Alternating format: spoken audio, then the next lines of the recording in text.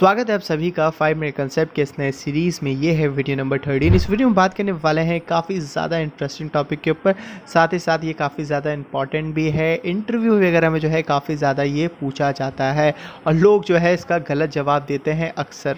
आज की इस वीडियो में हम लोग बात करने वाले हैं कि अगर आप सीलिंग फ़ैन को कम स्पीड में चलाएँगे, यानी कि फ़ैन रेगुलेटर की मदद से उसकी स्पीड कम करते हैं, तो क्या वो कम बिजली लेगा, कम इलेक्ट्रिसिटी का कंजम्पशन होगा? इसका क्या आंसर है, इसका क्या सही जवाब है, इसके बारे में जो है हम बात करने वाले हैं। साथ ही साथ इस वीडियो को देखने के बाद आपको फ़ैन रेगुलेटर के बारे में जो है काफ़ी बढ़िया आइडिया मिल जाएगा। कितने टाइप के फ़ैन रेगुलेटर होते हैं इसके बारे में भी हम डिस्कस करेंगे, और कौन सा फ़ैन रेगुलेटर जो है आपको आपके घर में यूज़ में लेना चाहिए। सारी बातें जो है इस वीडियो में करेंगे, तो इस वीडियो को पूरा देखिए। आपको कुछ नया क्या, बहुत कुछ सीखने मिलने वाला है।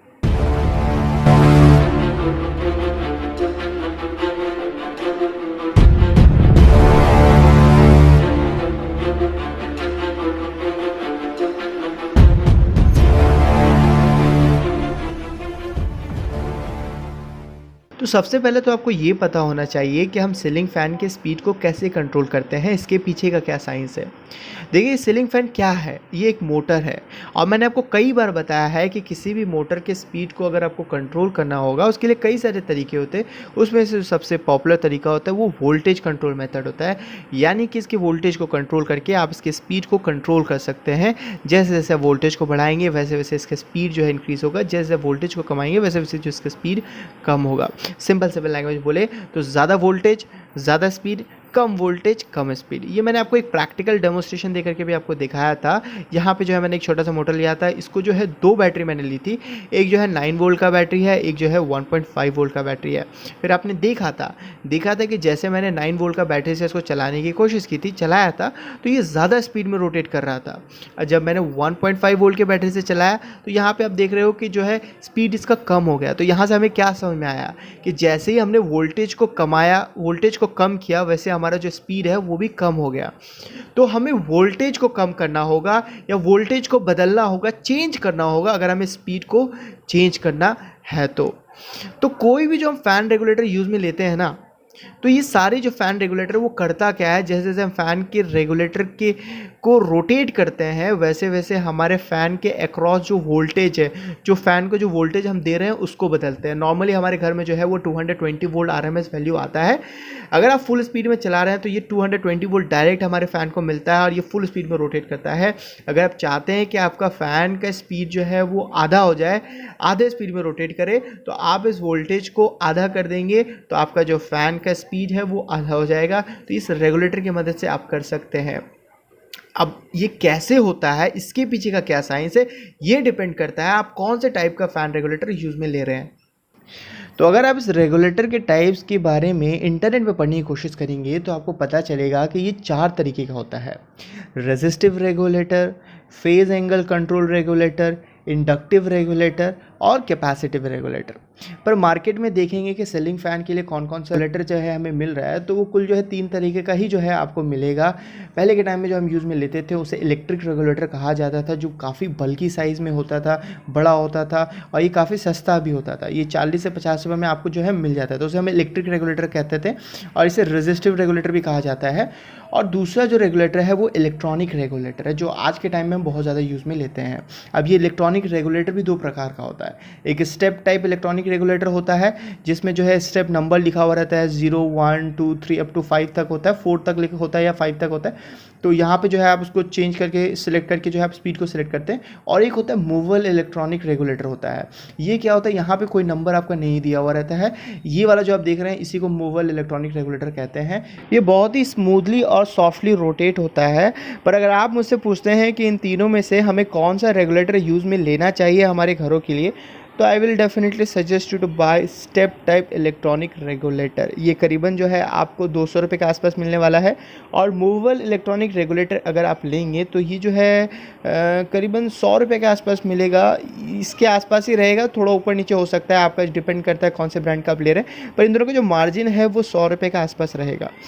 अब देखिए, अगर आप ऐसे हैं कि हमेशा जो है फ़ैन को फुल स्पीड में नहीं चलाते, थोड़ा कम करते हैं या जो है कंट्रोल करते रहते हैं हमेशा, तो आप definitely step type electronic regulator लें, क्योंकि लंबे समय बाद जा कर के जो है आपको इसका बेनिफिट आपको देखने मिलेगा। ये जो है डिस्टॉर्शन कम क्रिएट करता है और भी कुछ बेनिफिट्स है। बट मूवेबल इलेक्ट्रॉनिक रेगुलेटर भी जो है ख़राब नहीं है, वो भी ठीक है। इन दोनों का जो बेसिक वर्किंग प्रिंसिपल है वो सेम है जो मैं आपको बताऊंगा। पर मैं आपको कभी ये सजेस्ट नहीं करूंगा कि आप इलेक्ट्रिक रेगुलेटर ले, हालांकि अब आपको मिलेगा भी नहीं। दुकान वगैरह में भी जो है आप अगर जाएंगे पूछेंगे तो वो आपको ये 2 ऑप्शन ही देंगे। बट इलेक्ट्रिक रेगुलेटर में क्या है कि वो आपको सस्ता मिल जाता है, बट वो काफ़ी ज़्यादा जो है आपका एनर्जी को वेस्ट करता है, इलेक्ट्रिसिटी को जो है वो हीट के फॉर्म में डिसिपेट कर देता है। कैसे, ये सारी जो बातें हैं अभी हम डिस्कस करेंगे आपके साथ दोनों में ही, और हमारे मेन सवाल में भी हम आते हैं। तो ये इलेक्ट्रिक रेगुलेटर क्या होता है? देखिए, इस इलेक्ट्रिक रेगुलेटर को आप वेरिएबल रेजिस्टर कह सकते हैं। अब ये वेरिएबल रेजिस्टर क्या है? अगर आपने रेजिस्टर वाला वीडियो देखा है तो आपको पता होगा कि ये वेरिएबल रेजिस्टर क्या होता है। ये एक ऐसा रेजिस्टेंस है जिसके वैल्यू को हम कंट्रोल कर सकते हैं इस नॉच के थ्रू। जैसे जैसे हम रोटेट करते हैं इसके अंदर का जो रेजिस्टेंस है वो बदलता रहता है। अब देखिए, इसके अंदर एक्चुअली होता क्या है कि बहुत सारे रेजिस्टर को हमने सीरीज़ में कनेक्ट कर रखा है और जो है हमने टैपिंग कर रखा है। जैसे जैसे जो है हम इसके नॉच को घुमाते हैं वैसे वैसे टैपिंग चेंज होता है और करस्पॉन्डिंग हमको एक रेजिस्टेंस का वैल्यू मिलता है।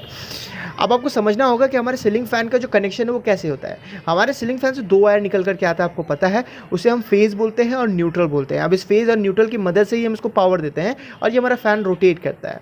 अब इस रेगुलेटर को हम कहाँ लगाते हैं? इस रेगुलेटर को हम इस फेज़ वाले वायर में लगाते हैं, इसके सीरीज़ में कनेक्ट करते हैं।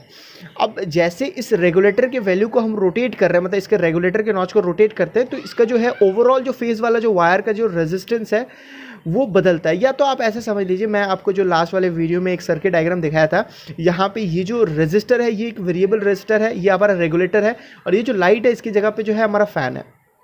अब क्या होगा? अब जानते हैं, इसमें कैलकुलेशन हमने किया था काफ़ी बढ़िया तरीके से और आप लोग को समझ भी आया था कि होता क्या है कि जब भी अब यहाँ से 220 वोल्ट सप्लाई देते हैं तो इस रेजिस्टर की वजह से मैंने क्या बताया था कि वोल्टेज ड्रॉप होता है। तो जो वोल्टेज ड्रॉप होता है ये किस पे डिपेंड करता है? यहाँ से कितना करंट पास हो रहा है, और ये डिपेंड करता है रेजिस्टेंस के ऊपर, राइट। तो ये जो रेजिस्टेंस का जो वैल्यू है ना, अब हमारे हाथ में है। अब इसको हम कंट्रोल कर सकते हैं इस रेगुलेटर की मदद से। तो जैसे जैसे रेजिस्टेंस का वैल्यू हम चेंज करेंगे वैसे वैसे जो वोल्टेज ड्रॉप है, यानी कि कितना वोल्टेज कम होगा, ये हमारे हाथ में आ गया। मतलब कितना वोल्टेज कम करना है, तो कितना वोल्टेज कम करना है, फिर हमें कितना वोल्टेज यहाँ मिलेगा, ये भी हमारे हाथ में आ गया। तो जैसे ही हम इसको कटते हैं फिर हमारा कितना वोल्टेज मिलता है वो हम डिसाइड कर लेते हैं और हमारे फैन की जो स्पीड हम कंट्रोल कर लेते हैं। पर इस तरीके में एक प्रॉब्लम है। प्रॉब्लम यह है कि अगर हम इस रेजिस्टर की मदद से वोल्टेज को ड्रॉप करवा के आगे भेज रहे हैं तो यहाँ पे हमारा पावर लॉस भी होता है।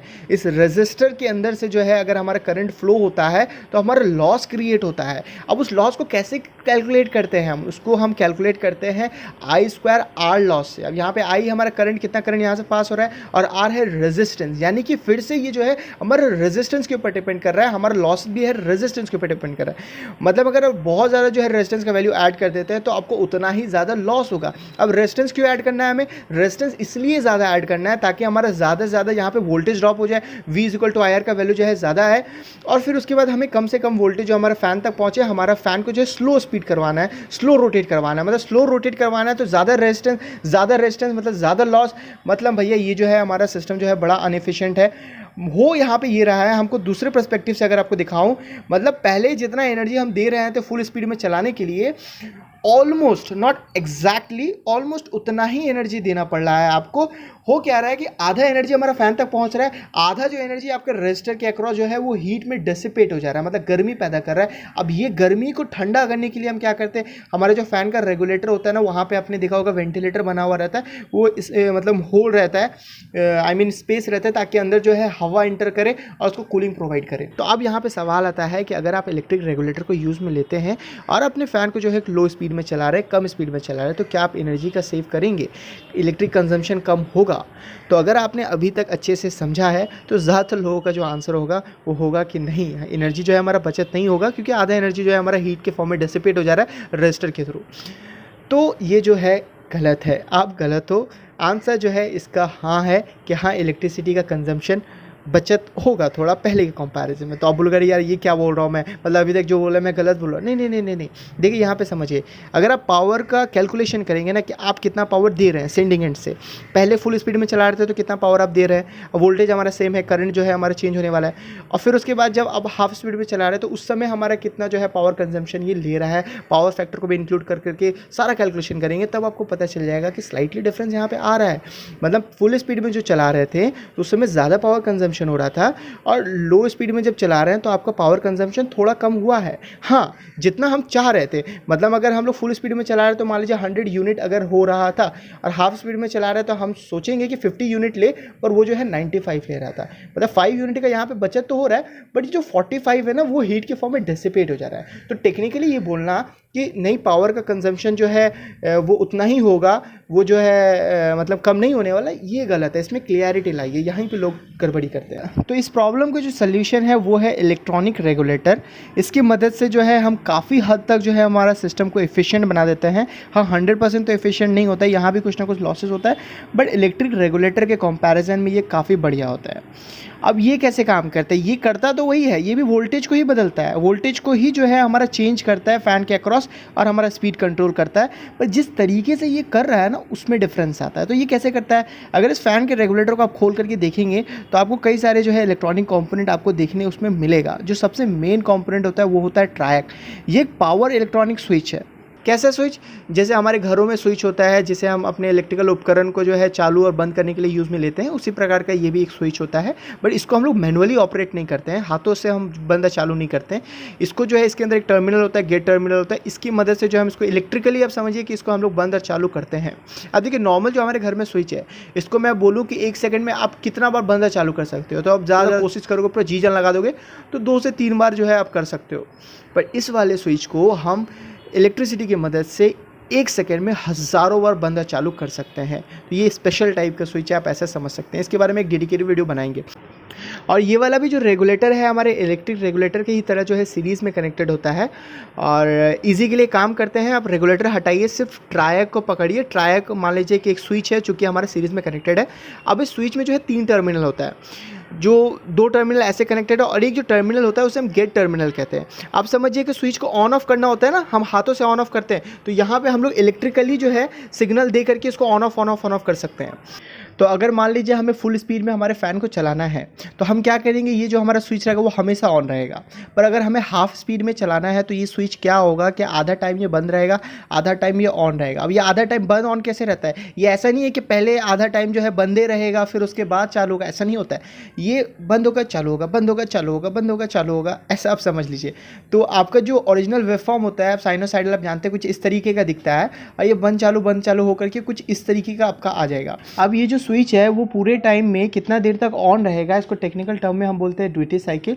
ये हमेशा परसेंट में दिया हुआ रहता है। 50% अगर ड्यूटी साइकिल दिया हुआ है, इसका मतलब समझ जाइएगा कि ये आधे टाइम तक ये ऑन रहेगा, आधे टाइम तक ये ऑफ रहेगा। तो यहाँ पे देखिए क्या हो रहा है, यहाँ पे हम लोग कहीं वोल्टेज ड्रॉप नहीं करवा रहे, कहीं पे हमारा पावर लॉस नहीं हो रहा है। यहाँ पे हमें जितना एनर्जी देना है उतना ही एनर्जी हम लोग दे रहे हैं, बाद बाकी टाइम जो है हम लोग स्विच को ऑफ करके रख रहे हैं। तो मतलब ये वाला सिस्टम जो है हमारा काफ़ी ज़्यादा एफिशिएंट है। हालांकि यहाँ पे तो आपको 100% एफिशिएंट दिख रहा है जैसा मैंने आपको बताया, बट एक्चुअली ऐसा नहीं होता है, काफ़ी कुछ होता है, और इसका एग्जैक्ट एक्सप्लेनेशन भी जो है आपको कभी और मैं आपको बताऊँगा। बस ये आप समझिए कि ऐसा ऊपर से जो है आपको कुछ इस तरीके से जो है ये काम करता है।